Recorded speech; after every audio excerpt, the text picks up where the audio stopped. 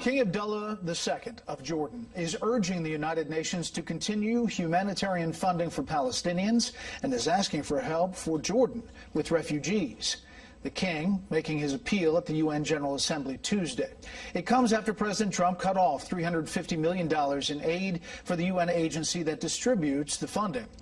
I talked with King Abdullah about his relationship with President Trump and the continued unrest in the Middle East. King Abdullah of Jordan delivers an address to the UN General Assembly on a host of pressing issues. We have a long way to go to deliver global opportunity and hope. But we cannot simply give up because the task is hard. He sat down with me to give us an assessment of his region. Well, where do you want to begin? I mean, I think that's the problem is at all points of the compass, we still have challenges.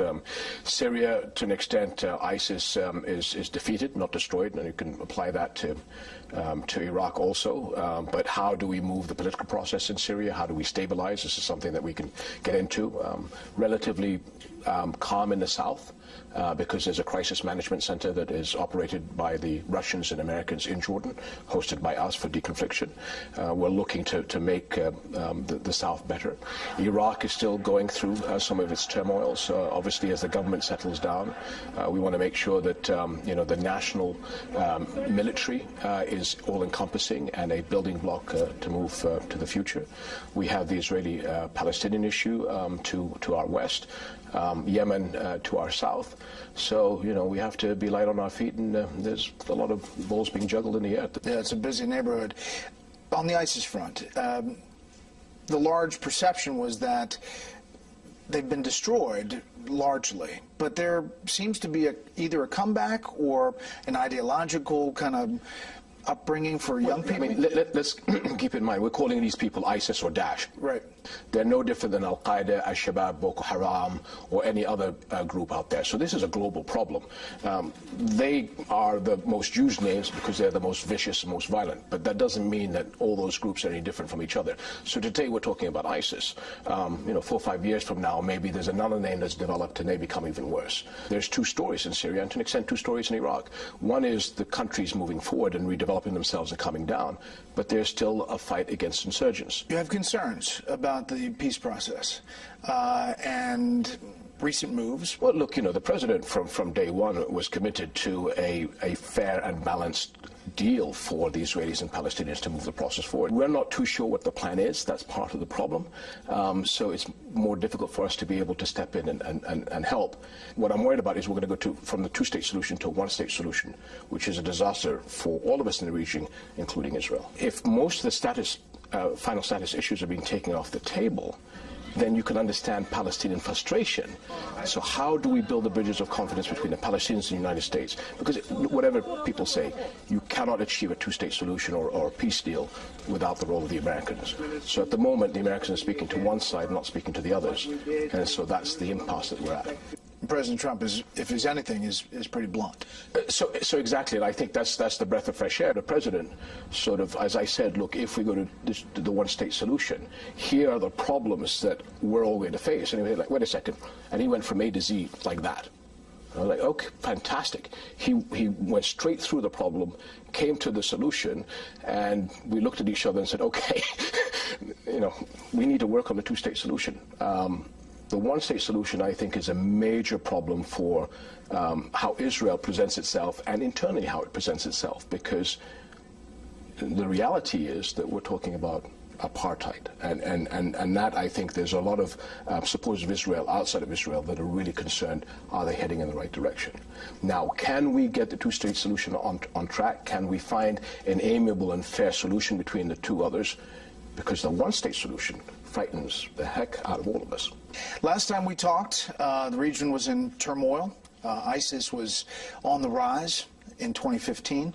The other thing we talked about back then was Yemen. I would humbly suggest that the quicker we find a political situation to that issue, the better. I still believe that's the case. We're 3 years later. Three years later, it is a very difficult campaign, and the quicker that all of us get to a political solution, I know that the Saudis and the UAE are working very hard. We have to keep in mind that there's concern of the humanitarian crisis, which I I think is still unfolding. The UAE have been really leaning forward in trying to bring as much relief supplies as possible to the Yemenis. But unless we can get the parties together and find a political solution, this is going to continue to be a black hole for all of us, I think.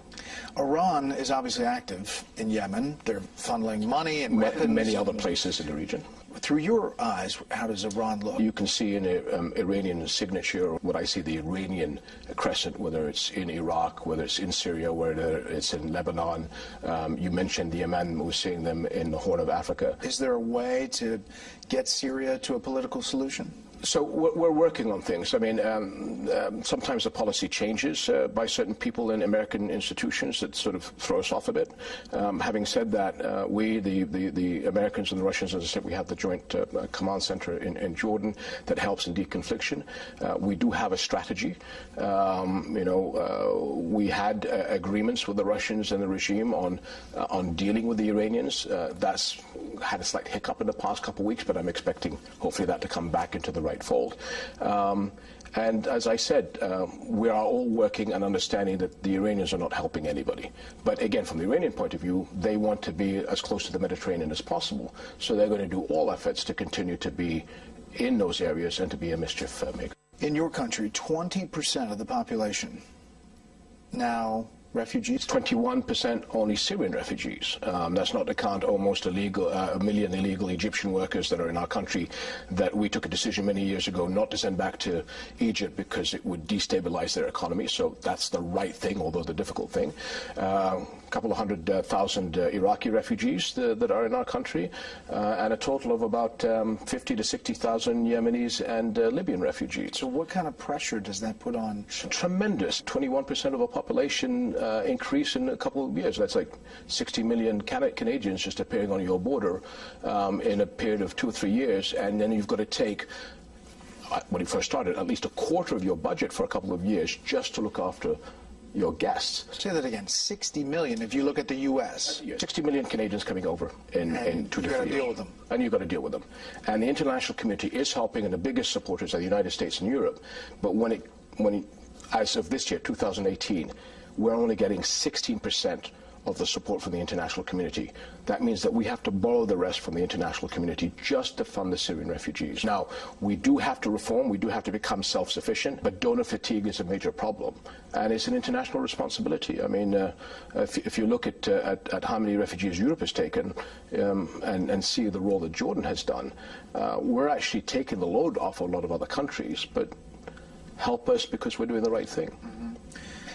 So some people in the U.S. would say, you got a bunch of rich countries there, Saudi Arabia, UAE, a lot of oil-rich countries. Are they chipping in? We hope that they can do more. The UAE has built refugee camps in Jordan and supported the refugees, but we are in discussion with them to see whether they can help us a bit more because of these challenges. What do you tell your kids about the future? We're in a very chaotic world today where there are enemies of us all, and specifically these extremist groups we call the Khawarij, the outlaws of Islam. This is an issue that's going to be with us for the next 10, 15 years, so whether we like it or not, this is an international fight. I've called it a third world war by other means, which is going to be with us for, unfortunately, a decade or two. I hope the military aspect is going to be short, but then it's the ideological aspect that we're going to have to fight over the next 10, 15 years. Your Majesty, we appreciate your time. Also. Thank you very much. Thank you.